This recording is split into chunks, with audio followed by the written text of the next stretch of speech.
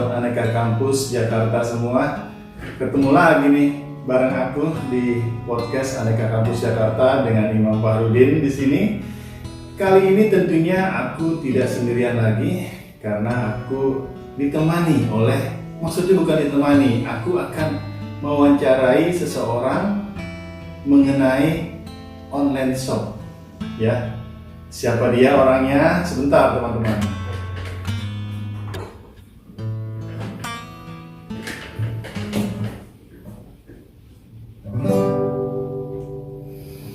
Gapai semua jemariku, rangkul aku dalam bahasamu. Ku ingin bersama berdua selamanya. Jika ku buka mata ini, ku ingin selalu ada dirimu dalam kelemahan hati ini. Bersamamu aku tegar. Nah teman-teman, pasti teman-teman sudah menyangka aku akan bertemu seorang wanita. Ya betul teman-teman, kali ini aku akan mewawancarai seorang wanita pengusaha online shop. Penasaran? Ingin melihat? Jangan kemana-mana, tetap di Aneka Kampus Jakarta. Stay tune, check it out.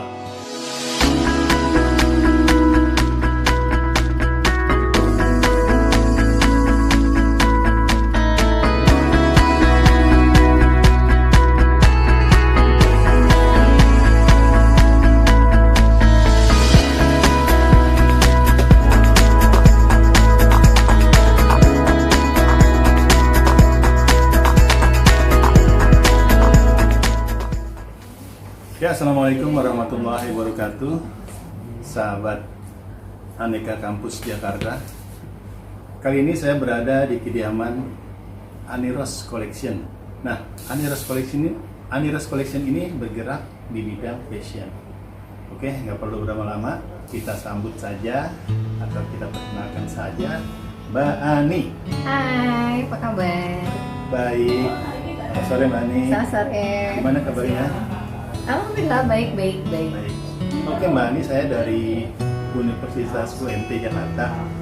Saya ingin mengetahui lebih dalam lagi mengenai Aniros Collection. Betul.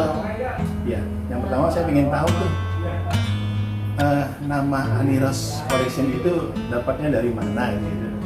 Aniros Collection itu sebenarnya nama saya ya, Ani. Ros itu kan bunga gitu ya. Koleksi, karena saya suka koleksi tas-tas gitu ya. Awalnya dari situ sih. Oh gitu. Jadi awal berdirinya Aniros Collection, saya susah banget sih ngomong Aniros Collection. Itu awal berdirinya mula-mula seperti apa ya? Maksudnya perjalanannya gitu. Sebenarnya nama Aniros Collection itu awalnya dari ini sih, dari saya koleksi beberapa barang gitu ya. Terus ada teman, kalau saya pakai, mau dong gitu. Akhirnya saya jual. Terus akhirnya saya pikir, kenapa nggak berjualin aja gitu ya.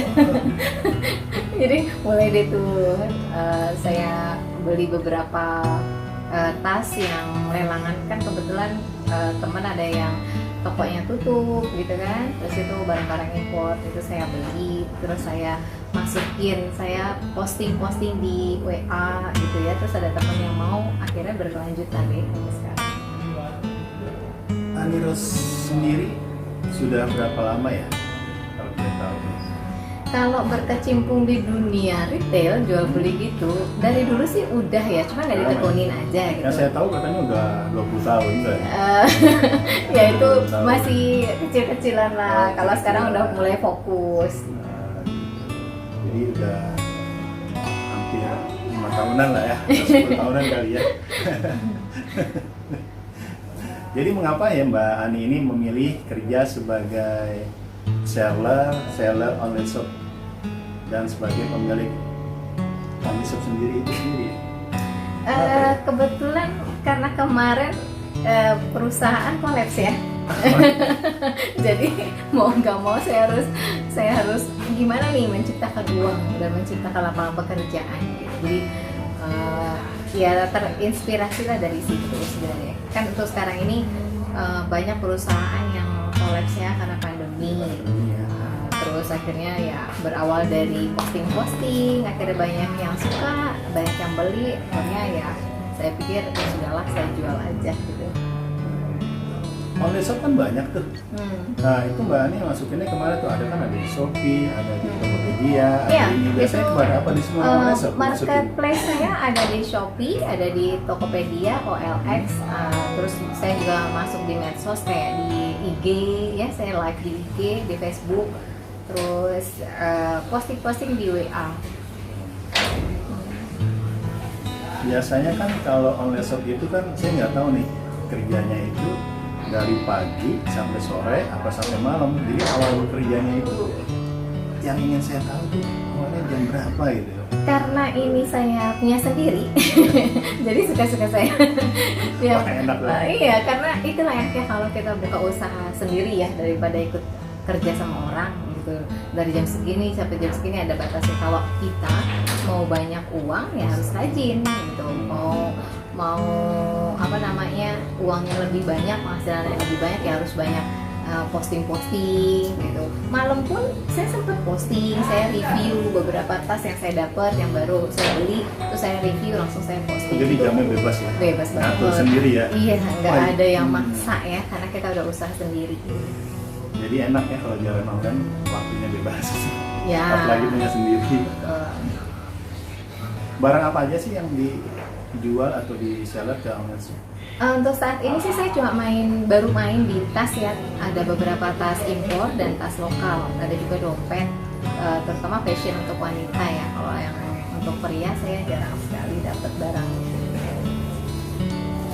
Jadi masih maksudnya mencari-cari celah ya, apa yang kira-kira enak itu atau dijual yang Ya awalnya saya beli agak mahal gitu, belum ketemu sumbernya, tapi lama-lama akhirnya dengan sendirinya ketemu dengan sumber yang lebih murah. Akhirnya saya pun jual dengan harga yang murah dan alhamdulillah sekarang udah banyak reseller.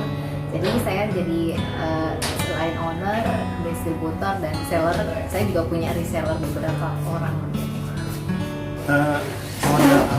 modal awal Mbak Ani buka Ani Rose Collection itu, kalau saya ingin tahu berapa sih, karena saya juga kepingin juga nih buka online shop. Nah, gini ya teman-teman, mungkin teman-teman yang mau usaha, yang mau memulai usaha juga ya, saya kasih tipsnya sedikit. Saya tuh awalnya tidak bermodal sama sekali. Awalnya saya hanya ngambil gambar, saya izin dari beberapa toko di online kayak di Shopee, Tokopedia. Saya izin sama tokonya, Bu atau Pak atau Kakak, boleh nggak saya ambil fotonya, saya posting. Saya nggak bermodal sama sekali, hanya modal kuota jempol. Kan handphone kita udah pada canggih nih ya, Android semua rata-rata gitu ya. Jadi cuma ambil gambar, posting, ambillah keuntungan 10.000, 15.000 gitu ya. Nah sambil ngumpulin, udah punya, akhirnya lama-lama kita tahu nih, oh ada aja gitu jalannya untuk ke channel langsung ke distributor tunggalnya. Jadi awalnya tanpa modal. Tanpa modal sama sekali. Terus sekali nih ditiru nih. Ya, awalnya jadi reseller dulu, baru lama-lama bisa. Oke, Sobat Aneka Kampus Jakarta, penasaran kan? Ingin dilanjutkan? Tetap stay tune di Aneka Kampus Jakarta. Check it out!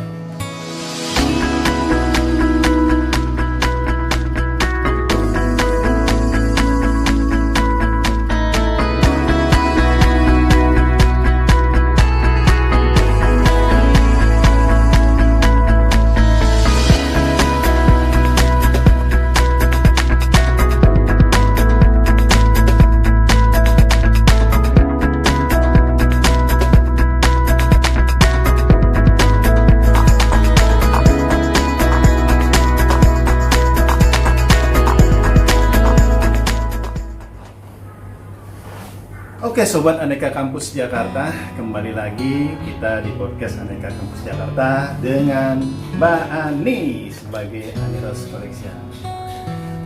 Oke Mbak Ani, kita teruskan ya. Oke, baik. Jadi yang ingin saya tanyakan berikutnya adalah kira-kira berapa sih keuntungan per harinya dengan Ani Collection ini berjualan di medsos? Wah, kalau keuntungan ini belum bisa saya prediksi setiap harinya harus dapat sekian-sekian, tidak ya. Karena masih ini nih fluktuatif nih, kadang lagi rame, kadang pernah sehari itu cuman keluar tas 5-10 gitu ya semua. Itu banyak juga lah Ya itu kalau udah misalnya kehabisan ide. Makanya kalau untuk yang teman-teman mau berusaha berjualan gitu ya, mau coba jualan harus banyak ide. Misalnya gini contohnya, di setiap hari Jumat itu saya selalu ngadain Jumat berkah gitu ya, bagi-bagi keuntungan profit ke customer. Sosialisasi. Ya, tapi ada catatan yang sampai rugi. Artinya di hari-hari biasa itu saya udah dapat keuntungan lumayan ya dari satu tas gitu. Itu udah lumayan saya kumpulin. Nah, di setiap hari Jumat itu caranya saya bersedekah adalah dengan membagi profit ke customer. Jadi kayak misalnya satu tas yang biasa saya jual misalnya 75.000 atau 65.000 ya. Nah, di hari Jumat berkah saya jual tuh di bawah harga itu. Misalnya 60.000 sampai 55.000. Yang penting saya tidak rugi. Nah, Mbak Ani sendiri ada yang membantu nggak atau sudah mempunyai karyawan gitu yang membantu Mbak Ani bekerja? Untuk saat ini sih ada adminnya baru satu, packingnya satu, terus kurirnya satu, dan kebetulan kita juga ada kerjasama dengan salah satu kurir ya, artinya yang masih domestik ya. Itu biasa kalau saya ada paket, mereka udah nanya, Bu ada paket gak nih? Itu dari jam 2, jam 5, jam 8. Kalau saya bilang walaupun baru 3, 4, 5 kilo, mereka pick up. Oh gitu ya, berarti cukup ya untuk mengupah 2 karyawan ya? 2 karyawan dan kebutuhan, tiga karyawan ya, dengan kebutuhan sehari-hari per bulannya berarti lebih dari cukup ya? Ya, alhamdulillah. Cukup ya. Nah, saya juga ingin tahu dong, gimana sih cara menarik konsumen tuh agar tertarik dengan barang-barang yang dijual Mbak Ani? Nah, ini pertanyaan yang rahasia loh sebenarnya. Saya juga kan ingin masuk ke gitu baik. Saya senang bagi-bagi ilmu kalau bermanfaat ya. Nah itu pinter-pinter kita ya. Itu salah satu yang namanya strategi marketing. Gitu. Jadi teman-teman harus punya ide-ide yang baru gitu ya. Gimana caranya untuk memikat customer baru selain kita posting. Yang pertama sih kalau yang saya lakuin sama ini itu kepercayaan. Jadi saya punya hampir 2.000 sekian kontak person saya di handphone. Itu cukup melihat status saya dan mereka percaya sama saya. Awalnya mereka beli satu untuk nyoba kualitas bahan yang saya jual gitu ya, tas yang saya jual. Begitu nyampe mereka puas bahannya, akhirnya mereka mulai tuh belinya kumulatif, nggak cuma satu, akhirnya dia beli reseller ya, reseller Mbak Ani ya? Awalnya belum jadi reseller. Oh, belum. Awalnya jadi reseller tuh dia beli satu dulu, terus dan bahannya bagus, terus beli yang kedua untuk kakaknya bagus, beli yang ketiga untuk adiknya bagus. Akhirnya mereka sendiri yang menawarkan kalau mereka izin minta gambar-gambar saya, video-video saya untuk mereka posting di medsosnya. Nah itulah awalnya jadi reseller. Akhirnya ya jadi mereka cuman ambil gambar, mereka tuh kayak fotokopian saya yang dulu. Waktu saya dulu saya juga ambil gambar di toko. Nah akhirnya mereka ngambil juga gambar di saya terus mereka posting. Berarti cara Mbak Ani ditiru ya? Ditiru. Iya. Dan bagaimana cara memuaskan konsumen ya biar konsumen itu tidak kecewa membeli barang-barang Mbak Ani? Gimana ya caranya? Nah ini juga bisa jadi mudah-mudahan bermanfaat juga buat teman-teman. Jadi saya selalu mendahulukan pelanggan. Artinya gini, misalnya barang yang udah datang nih ternyata ada reject sedikit, itu di luar dari quality control saya untuk pengiriman, itu saya bilang untuk kirim balik, retur, saya ganti ongkos kirimnya dan saya kirim yang baru. Saya prioritaskan itu. Nah dari situlah trust, kepercayaan customer dengan saya luar biasa, karena saya pun saya tidak memandang itu satu kerugian saya, kan rugi ongkos kirimnya ya, balik lagi saya mau ongkos kirimin lagi. Saya pikir itu tidak, ketimbang saya kehilangan kepercayaan customer. Jadi salah satu yang membuat customer itu puas dengan pelayanan saya adalah saya menghasilkan yang terbaik. Oh gitu. Ya. Ngerti juga sedikit-sedikit saya. Boleh nanti Pak Imam coba ya. Begini Mbak Ani, misalkan Mbak Ani kan punya stok barang nih, banyak nih, barang itu belum terjual ya, belum laku lah ceritanya. Nah tiba-tiba Mbak Ani ingin beli lagi, barang itu ternyata naik harganya. Nah Mbak Ani bagaimana cara menjual barang-barang yang sudah ada di Mbak Ani? Apakah masih harga lama, apakah harga dinaikkan?